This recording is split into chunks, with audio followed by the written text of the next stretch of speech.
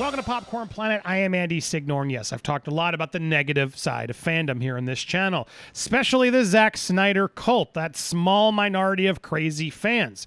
So when I saw that there was a crazy side of Marvel fans, I thought, well, let's cover equally. Shall we? Look at this. Falcon and Winter Soldier star gets death threats for playing Captain America. What? They're talking, of course, about Wyatt Russell, Kurt Russell's son, who is now playing John Walker, the new Captain America. And I was trying to figure out, why would they be sending him death threats? Is it because he looks like Carl Fredricksen from Up? Apparently not. Apparently just don't like him in the show. And sorry, good luck trying to unsee that one.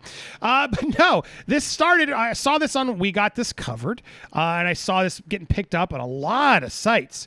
And then I found out the source of all of these was actually on this site, Epic Stream. Now, I've never heard of Epic Stream before, so I wanted to go to the root to see, well, what's going on? Who are these crazy people? Let's call them out, shall we? Because no matter which fandom's doing it, if they're doing it, let's shine a light on it, right? Well, only 2 episodes in. This is from April 1st, so I thought maybe this was April Fool's, but they've continued. Apparently, the hate is extremely nuclear to the point. Of course, it's safe to assume they made him douchey, portraying the role perfectly. He's a dislikable character. Apparently, the hate is already extremely nuclear to the point that the son of the acting legend, Kurt Russell, is already getting death threats from some fans who aren't pleased that he replaced Chris Evans. According to information we got on Twitter, a fan account that people thought to be Russell's official page deactivated because the criticism was much too bear. Wait a second. All right, hold on. Now, wait. What? According to information that Epic Stream got here, you know, Epic Stream, I've heard of them. I haven't, sorry, so you have to educate me a little bit more. On an April Fool's article, says according to information they got on Twitter from a fan account that people thought was Russell's, meaning a copy account that was seemingly looks like his, I don't even know. It wasn't deactivated because it was confusing. No, it was deactivated apparently because he was getting too many threats and the person behind it couldn't bear. Okay, well, I haven't seen any of it. If that was in fact happening, that's terrible and it shouldn't happen. Again, I'd be calling it out. But then I see, I hate this guy. This guy is the worst. Sorry, but you are, and you spread lies. You've spread numerous lies. So now I'm really having trouble taking this seriously. Even though I agree, people shouldn't be doing what he's saying here. Not a good source. And look, this is hardly even getting any traction from these people. And then all these people are just Marvel fans doing the right thing, which is calling this out, which we never saw when it was the other way around. All right, keeping this on Marvel. We saw it a little bit. But yeah, look, I can't find the source of this. But apparently, people have been sending hate to the fan account, which now no longer exists. The level of which, I don't know. Look, I guess it's possible. Look, this guy definitely has a smug face. He's a smug character. He's not Chris Evans. I understand why certain people are mad at him. But to take it to the point where they're trying to threaten this man's life, that's obviously not okay. It's never okay, and we shouldn't encourage that at all. So any Marvel fans that are doing that, or if you see them, please hit me up on social media. Send me the proof, because I'm having trouble finding it. Sadly, I've looked around. So is this story true? I mean, I guess we have to. There's a lot of people who are remarking on this article, and it seems like they've added some of this stuff because, well, no, I guess these are all from the article days. This is all March 31st. So yeah, I don't know where they found it. How did they find this story if they posted it on the 1st? Who is their source? All these people on Twitter who just said it was happening. So they're all saying it the day before this article was written, so that's a good sign. Whoever is sending this dude death threat should F off. You can't dislike this character, but don't hate the actor. I mean, true. People saying death threats should just don't, because this version of Captain America, don't ever call yourself a Marvel fan if you're going to send threats to an actor to play the characters. Facts. I like that the Marvel fans are at least sticking up for it. It's absolutely ridiculous that these fans are actually doing this. I agree. It should never be tolerated. Amen. So that's why I'm here. However, I don't know where it all came from. There's no proof of it. This is the source. When you go to We Got This Covered and everybody else, they all source it here at the bottom. They do source it from Epic Stream. But then when you head on over to Epic Stream, there's nothing else. And then every other site I've seen, that was the first one that did it. Everyone else is more newer, just sort of taking advantage of this story because, look, it's a clicky story to say that the Marvel fans have gone crazy. But I'd love to see them go crazy. And if you guys see them going crazy, please alert me. I will report on it. But right now, I can't say this is 100% true.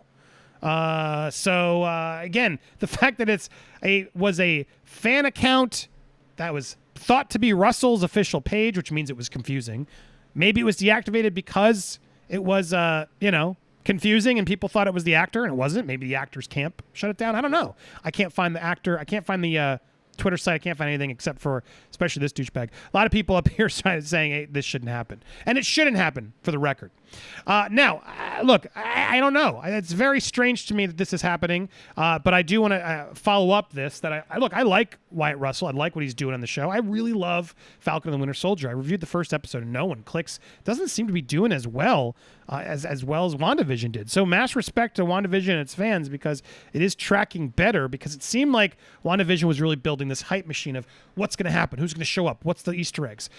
Falcon and Winter Soldier doesn't feel like they have the same vibe. It's a slower burn in a way of character buildup like a TV show does, but not a slow burn in that nothing was revealed. I feel like each week in Falcon and Winter Soldier, we are getting a lot revealed about, okay, well, this is what we need to go find. Here's some new information we find. Here's some more backstory on these characters. I wish they would go back and sort of talk about that first guy that Winter Soldier met. Winter Soldier, to me, is the star of the show. I like Falcon a lot, but following Winter Soldier's arc is so far I'm really invested in it. That first episode was fantastic, but I've really liked the second two. I liked I don't want to spoil if you haven't seen it. They go to a cool location in episode 3. That was a nice reveal that typically was only in the X-Men comics. The cameo at the end of episode 3 also I thought was a cool, like, oh, all right, nice. Let's see that world here as well. So I like the build-up. There's been some stuff, characters introduced and things keep happening, and I think we only get, 5 or 6 episodes total, so it's almost done. Each episode's felt like a good meal. It's given you a lot. Overall, I've been really impressed. So I was curious, when he showed up, they started really, in episode 2, you feel for him a bit. And then as he sort of gets the outfit on, you start losing it. You're not really as on bet. And so he talks about sort of that was on purpose. And then he also shares I just wanted to share some of this interview in case you guys missed it.